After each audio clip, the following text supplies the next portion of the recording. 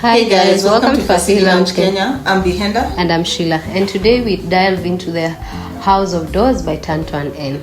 Tan Twan Eng was born in Malaysia. He studied law in London and worked as a lawyer for quite some time.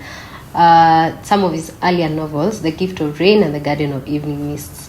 So the novel is set in the 1920s in Penang. It's a story which includes a lot of secrets, betrayals, and the power of storytelling. We see when the writer Somerset Maugham visits a colonial household and the lives of his hosts, and then here we get to see the buried truths they reveal and ripple into history and into fiction. So this book is where every silence carries a lot of meaning, personal guilt collides with political upheaval, and then there's also the fine line between memory and literature blurring. So stay with us as we open the House of Doors. Right. Thanks for that introduction. So right away we'll go into our first discussion point, where we'll discuss the themes of this book, The House of Doors. Straight away I'll go into the first theme, which I feel is the most predominant theme in my opinion after going through the book. The first one, which is like let's say marriage and betrayal. There are several marriages that the author expresses or talks about in this story. The first one being the main the characters, that is Leslie and Robert, who are married, and we after going through much of the story, we come to find out through the storytelling of Leslie, or through the eyes of Leslie, that Robert is having an affair. But later on, much later on, it is revealed. Of course, at first we assume that he's having an affair with a woman, but much later on, it is revealed that he's actually having an affair with a man. So in short, he's on the down low. He's in the closet. Yeah, that's that's the best way of putting it. He's on the down low. He's married. He's in a heterosexual marriage, but then he's having an affair with a man. So that means he's bisexual, actually. Yeah.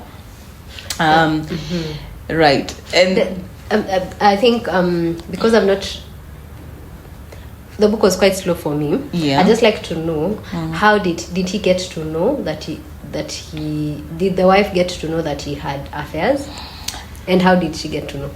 Well, okay. First, there was a change in the relationship. Those ones of, I think the first time she realized something is going on there was just a change in the, like, Robert started acting different. Yeah, okay. He was going away for long periods of time and coming back, and of course Leslie started to suspect. Then one of the times when he came back from a journey, she tried to hug him and check his clothes to see whether she would smell like perfume, or find, like, she described it as finding like a piece of hair, like a lady's hair on his clothes, or lipstick marks. But she realized there was nothing. So there was a sense of relief, because she was like, maybe she's just imagining it. But I think at the back of her mind, she still thought that something was going on. So eventually, there was a time when Robert got a letter, and then she opened it. And the letter was signed by now the guy that, what was his name? I don't remember the name. The guy he was having an affair with. It was signed like with love. Oh. Yeah, and that's when now it dawned on her that, oh my God, this guy is not actually having an affair with a lady, he's having an affair with a man. Interesting. Yeah, so the guy had written him a note and then signed it something like with love. Yeah. Yeah, so that's how she knew. That's how, it came to, she came to know that this guy, Peter Ong, he was called Peter Ong. Yeah. So that's how she actually knew. It's not like that she walked in on him or she followed him. No, it was just because of that note, just that letter. Yeah. Wow. Yeah, so that's like the first marriage, where we see there is an element of betrayal. In that betrayal, in the first marriage, does Leslie actually revenge? Because in many instances, there's cases of grief or anger, and most times you'll find people wanting to revenge. Does she revenge in this case? Yes, definitely, because she actually ended up also having an affair of her own with a man called Arthur.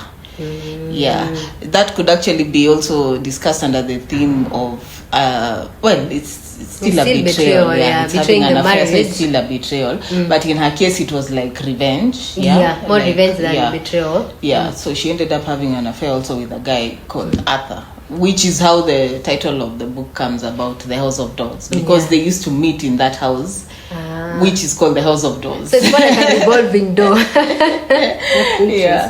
Yeah. So she ended up, I think, having an affair several times with Arthur, and I think even falling in love with him. Yeah, and now the second marriage where we're seeing there's a man who's married and secretly in the closet on the down low is now the writer Somerset Maugham, who is referred to as Willie in the book. He's married to a lady. What is her name? Yes, and we find out that he also, while being a writer, he travels a lot. He also travels a lot, and he says that the traveling is to help him write out his novels, to help him have worldly experiences so that he can conjure up these stories and be able to write good novels. But what we come to find out is as he's traveling, he is always with his assistant called Gerald. Okay. So he's always traveling with this man called Gerald. And he says, this is my assistant. Everywhere they go, he says, this is my assistant. So then it would be very unassuming of people to think they have something going on. Yes, that's their cover, yeah. But as soon as this is shown to us by the author, we see Leslie, who's like the main character, starting to suspect that there's something going on between Willie and Gerald. I think there was a time they were staying in a hotel, and instead of separate rooms, they had, I think, the same room. Interesting. For married couples. So that's how she also figured out that wait, Gerald is not Willie's assistant. Gerald is actually Willie's partner. Yes. So that is now the other aspect. So Willie was also married in a heterosexual marriage, but then also having an affair with a man.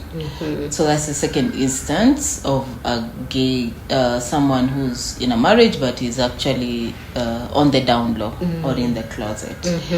So it has a lot of, I would think that then would mean there's a lot of, because of the betrayal, there's a lot of secrecy and also a bit of guilt. Or was there no mention of guilt? Because I would think you've married someone for so long, wouldn't you feel a bit guilty for lying to them or betraying them? I can say it doesn't really come off as guilt in the part of like Willie. It doesn't come off as guilt. Willie just he seems to, because he provides for the wife everything and provides for her a very good lifestyle, especially because of his writing career. They are well off and he provides for her a very good lifestyle. I think he feels he's like looking at it in terms of I've given you everything you want, and you have this lifestyle because of me, so I can do whatever I want. Yeah, that's what it looks like to me. Which means that it's more like a reflection of what happens in society more often than not. When the man most of the time is the breadwinner. Yeah. So maybe there was a little bit of resentment which led to, in part, to this betrayal and cheating. Yeah. Maybe for him now it's just coming out of the closet. I think perhaps maybe it's because of the time this story is set in the 1920s. Yes. It's not as accepting of such relationships. I should think, at around that, in the early 1900s, it might not have been very easy to it might not be as easy as saying, oh, I'm gay and I'm living my life out loud. It definitely, you probably find most of the couples who are living that way. Interesting. Okay. So that is betrayal, marriage and betrayal. Next theme. Do you have? I would think it would be love in different forms then, because despite the betrayal, there's love in terms of the romantic love between husband and wife, and also husband and affair partner who's a male. That would be there, just shown not in detail, but somewhere there. Yeah. I mean, there's definitely the theme of love. I feel like towards the end, when Robert and Leslie are, I mean, of course, first and foremost, their marriage, when she describes how their marriage started out, you can see that they were in love. Like, there was love there. Before now, he started having an affair before he came out. But towards the end, when they're about to move from Kuala Lumpur to South Africa, Robert, like, offers her a chance to stay. I feel like that was his way. That is like an expression of love. Like, he doesn't want to drag her with him to South Africa, and he's giving her an opportunity to live her life, to continue living her life in Kuala Lumpur. I feel like that's very selfish of him then, because in that period, that woman would have been left as a married woman in Malaysia, Kuala Lumpur. She would have lived a single life. She would not have looked for any other person to live with, romantically or not, because it would be assumed that she was still married to the same person who's in South Africa, doing what God knows what. Perhaps that was a selfish way of, not even selfish, maybe a bit, what's the term? He was not very brave. Okay. Well, maybe I should add the fact that the reason they were moving to South Africa was because of his health. He had some health problems. So the doctor was recommending that he needed to move to a different climate, so that he had an issue with the chest. So he was being recommended to be in a dry climate. To help with his last days. So I think that he felt like maybe he was being a burden to Leslie, and he was like telling her, you don't need to move with me, I can move by myself. I feel like that in itself was a very big red flag. She would definitely know, because I think then marriages were for better or for worse, and the worst was now the sickness. Why would you want to go there, suffer alone, and the wife is there? I don't know, it's just, I don't know. Maybe she had her look at it as more of like love, because he's already, maybe that also brings in the aspect of guilt, because he was already probably feeling guilty because he knows he has been having an extramarital affair. So he was probably feeling like, instead of dragging her with him to South Africa, he'd rather leave her and let her maybe just continue her life or find someone else. But then, even to maybe add on to the aspect of this love theme, is now the love that Leslie has for Robert, because she refused to stay back. She said, she told him she's not going to stay back. She said she's going with him to South Africa. And remember, the guy she was having an affair with, Arthur, she could have stayed in Malaysia and continued to be with him. But she said no. She chose to actually move with Robert to South Africa. So that also, maybe then in that case she had more loyalty than even love, or more loyalty and love. She did not want him to. It was more of what is the word? There's a word for it. I can't think of it right now. But it was more of just like, because they've spent all their lives. All their life together, she's not going to just let him codependency, go and then die there by himself. So that's honorable. That's good, perhaps, on her part, Then in this case, in the 1920s, this was around the colonial era. Yes. So I would think the colonial situation in Malaysia vis-a-vis what was happening in South Africa would be completely different. Am I right in assuming that? True. Yeah, because in parts of the book that I read, there was also some racial and class hierarchies of colonialism in Malaysia, which is more likely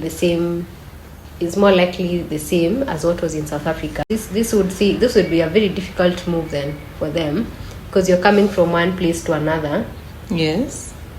That still has the same political issues. Actually, part of in addition to that whole racism thing, which is the irony behind it, is the fact that of course, Robert and Leslie is a white couple, are a white couple, and they are both having affairs. Robert with a man, Leslie also with a man. But what's interesting is that both of the people they're having an affair with are both Asian. They're actually not white. Peter Ong, Robert is having an affair with Peter Ong, who's an Asian, and then Leslie is having an affair with Arthur, who's also Chinese, an Asian. I think this would present a different set of power hierarchies, power dynamics within that specific relationship, because then the white man would be believed over the Asian man. So perhaps that's also why it was a hidden, secret relationship. I don't know. It feels like the power dynamics would influence that. Do you think they would have had the same relationship with a white man? Maybe, maybe not. Maybe, yeah. So there's also a lot of storytelling and memory, which reminds me of what we kind of saw in the book A Little Life, where Leslie shares a lot of her secrets with Moham, and all these stories kind of end up as part of fiction stories within the novel.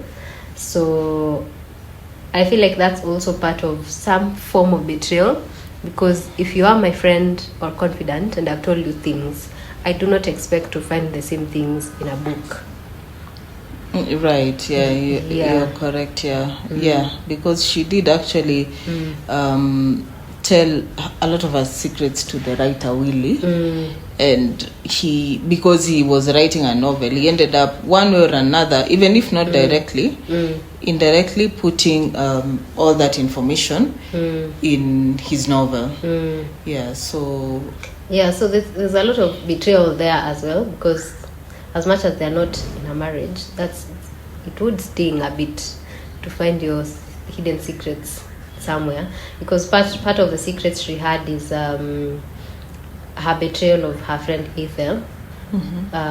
So such things, like, I guess perhaps now in the new era where we overshare on the internet, it would be different, but back then privacy was very, very important for such people. So I don't know. I think with that there's also the theme of like politics and overthrowing of regimes, which is seen in the eyes of the Asians now, the Asian characters, the Chinese characters, because the author brings about the whole idea of this man called Sun Yat-sen, who was trying to overthrow the reigning Chinese government. So the preparations to do that were being done in Malaysia, and Arthur, who is the gentleman who had an affair with Leslie, was helping out Sun Yat-sen to do that, as well as Leslie. Now she ended up being part, just because of her relationship with Arthur, she ended up being part of that. They were assisting each other, like on ways in which they can overthrow that government. And while it's not the central part of the story, there are bits and pieces about it. And then as we come to the end, we see that actually this guy, they ended up being successful, and this guy became the president of the Republic of China, Sun Yat-sen, from the story. Ladies and gentlemen, let's take a break.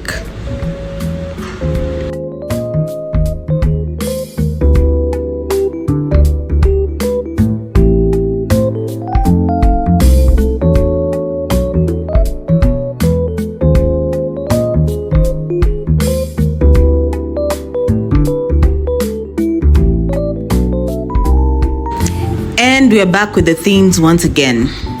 Then we have the theme of murder. There's a character called Ethel Proudlock, and who was accused of murdering, what's his name? The names are the ones which are escaping my head. I should have written them down. There's Ethel there was someone she was having an affair with. I actually should have also mentioned this other affair. If Ethel and I'll just find the name right now. Okay. She was having an affair with someone, and then she ended up shooting the guy. But then she said that it was in self-defense, that the guy tried to rape her, so she was defending herself. So she shot him, but the problem is she shot him like, I don't know, 7 times. Yeah, and then she shot him at the back of the head. So you see, that doesn't come off as self-defense. Yeah. So there was a whole trial about it. The man was named Walter. Walter, who was a civil servant. Yeah. So there was a whole trial, and she was actually found guilty of murder, which was actually true. She actually murdered him. She the whole self-defense thing was a lie. She actually murdered him, but she was trying to lie. But it's her husband and her father who put her up to murdering Why? the guy. Was it because of there was some business. Very strict. There was also some business thing. There were business rivals. That Walter and the father and the husband were business rivals. Why would she then do that? Then I don't know. They manipulated her. They manipulated her and told her that she needed to kill him, and then that they would help her with the self-defense thing. But it ended up backfiring.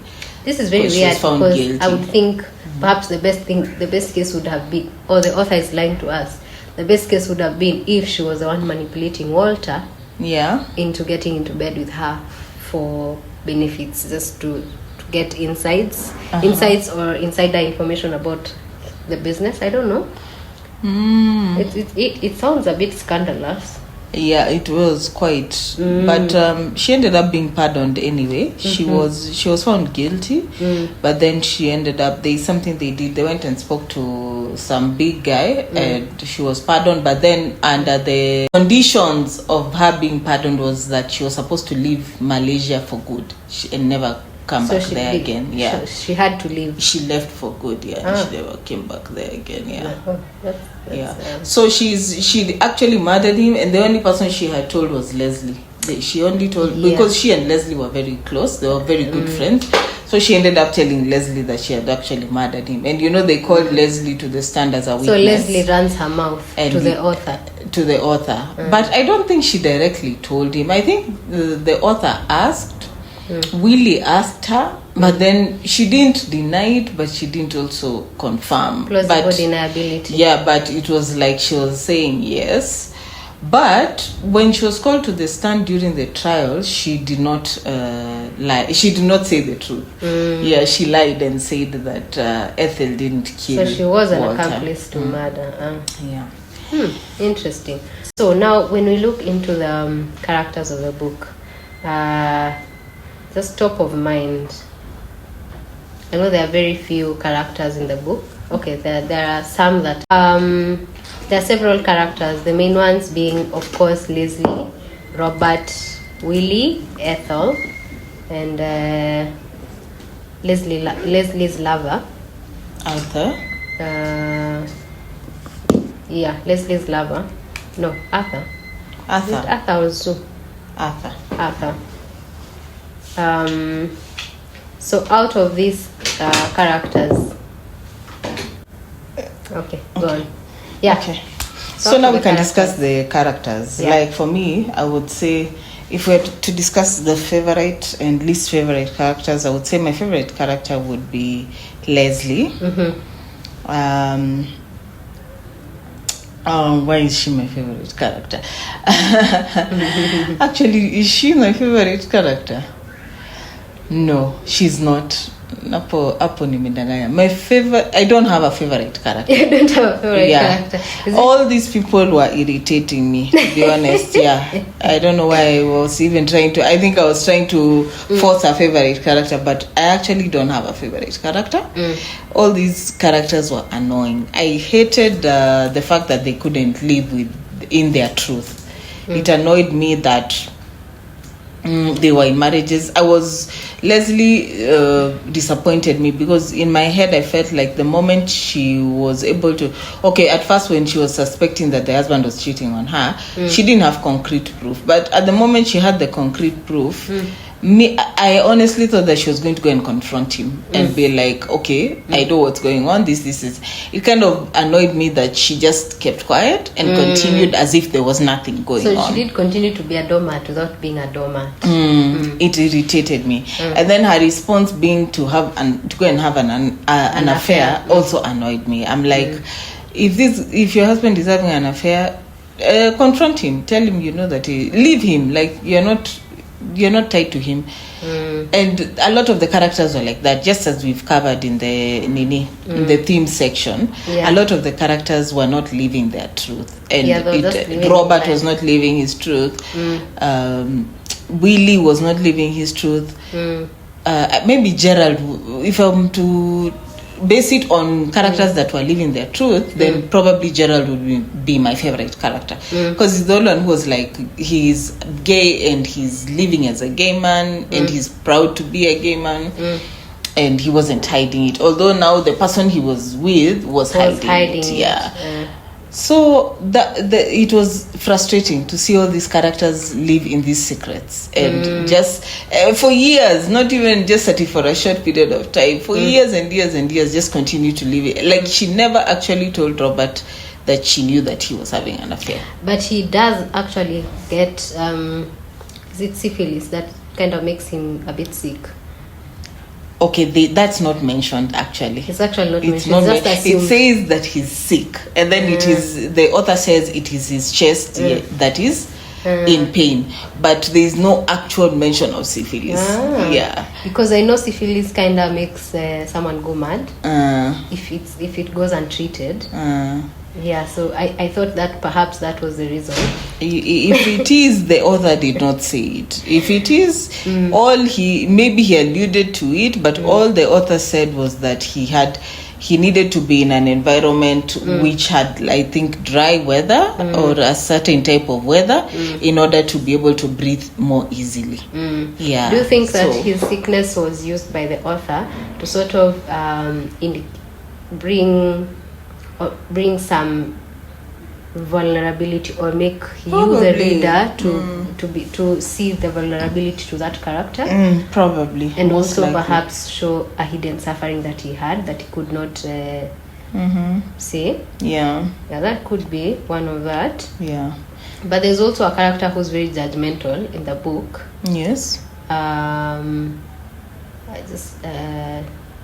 I need to remember which specific character, who's very judgmental and very cold.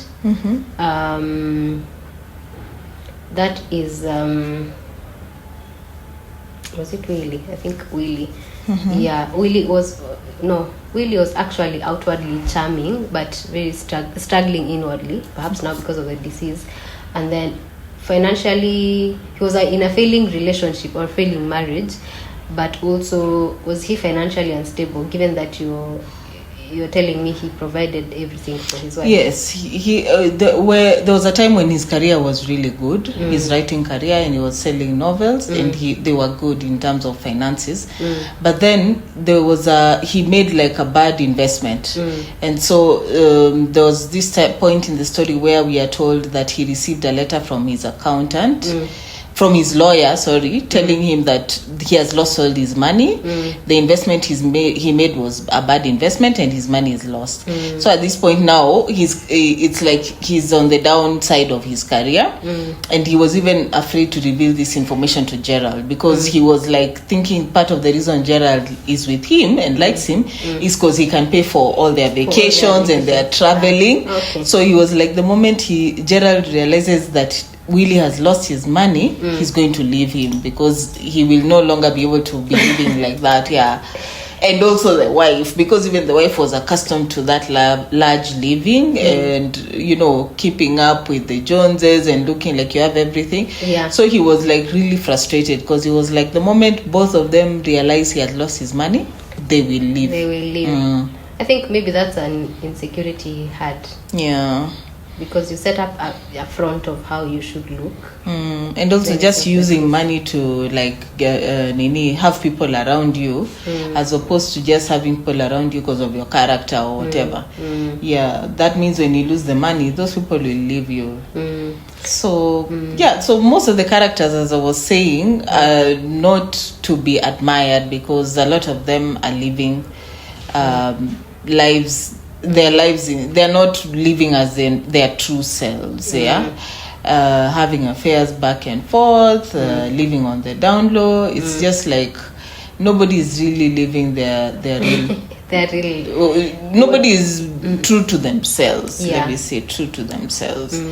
So you reminded me another thing that I hated about Willie, that's the writer, was that thing where he was always so, perhaps it's because he's a writer, he was too alikuwa na he wants to know so much about other people's lives. Like he's always digging at people. He wants to know what people he was suspecting that Leslie was having an affair with not Arthur, with that Laos say whatever guy, the one who was trying to overthrow the Chinese government. Okay. That's what he was thinking. So he kept probing and trying to but yes, he was right that she was having an affair, but it wasn't with that guy. It was now with Arthur. And then he was also probing about Ethel and whether she shot Walter or not, and trying to push, you know. I think maybe that's why Ethel in the book actually embodies like the scandal and the consequences of betrayal, because essentially the betrayal in twofold. Her betrayal to her lover by, first of all, the murder, then her friend's betrayal by the sheer fact that she went on mentioning or not mentioning, but kind of putting it out there that she may have been guilty of murder. I think maybe also Robert was a bit rigid, other than the betrayals and whatnot. Out of his characters, from what you read through the book, what would you say about the writing style and how it brings and unveils the story as it moves on? I think the writing style was good for me. The author was like, it was in what tense? There was a lot of reflective, going back and forth, past, present, past tense, present continuous. Present continuous, and he was using those two characters. Like there was, it starts with like Leslie's story, then Willie's story. So he was using those two characters to tell the whole story. So he would start with Leslie, then Leslie would tell her story, and then he would go to Willie, then he would tell his story, then go back to Leslie. So it kept alternating between Leslie and Willie, and Willie. I thought that was a good way to tell the story.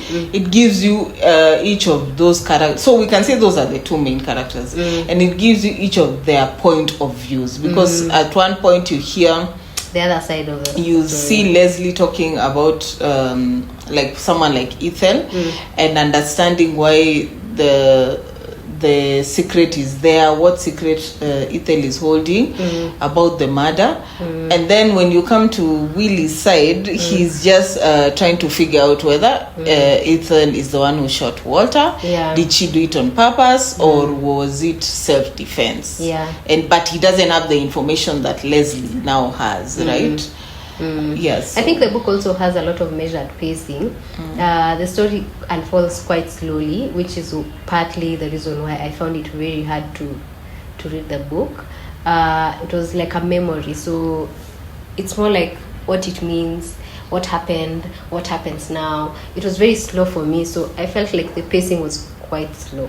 So perhaps that's the way the author wanted the story to be. Right. But in all this, it creates a lot of layered narratives, as you're putting it. So there's stories within stories, actually, that's the term. The other thing I would like to bring up is this Chinese tradition. There is the book is called The House of Doors. We've established that there was this house where Leslie and Arthur used to meet to arrange on how the government of China would be overthrown, but that's where they ended up like starting their affair, and that's where they used to meet to have their affairs. And in this house, the author describes the doors there and these Chinese symbols that were over these words that were written over the doors and Chinese so symbols. Very descriptive. And then there's also like this tale of like an older Chinese guy. I don't know what drunk he had, but that he used to have trouble sleeping, and then because of spirits, like spirits were disturbing him, so he couldn't sleep at night. Yeah. So because he was very beloved, he used to have two soldiers who said that they were going to come and guard his door so that he can sleep, so that nobody will attack him, right? But then after a while, after some time, when the soldiers could not guard his door, they guarded him for a while. Then when they couldn't guard his door anymore, what he did, he went and painted the images of those two soldiers on the door. Yes. Oh my God. So there were like two soldiers painted on the door. Like the door is there, and then there is a glass part of the door, and then those images of the two soldiers painted on the door. So he believed that now those soldiers were still protecting him. And now, according to Chinese tradition, that's actually true. Like when you have those doors, so it became a thing. Like when you have those doors and then you paint those figures of the soldiers on the door, it will be like they're protecting you from the spirits and all those things. The African in me would think that man is a mad Yeah, so it's a serious thing there. Yeah, it's more like symbolic. Yeah, they went around, Willie and Gerald, during their travels, as they were going around, they saw a house which had one of those doors, and they actually went and bought those doors from the owner of the house and paid a good amount of money for those, just to carry those doors. Imagine. I know, it would be. It was a good piece of art, you know. The author also does a lot of blending of fact and fiction. There are real events, such as the trial, the Proud Luck trial, and also the revolution, the Sun Yat-sen revolution, which are woven now into the fiction.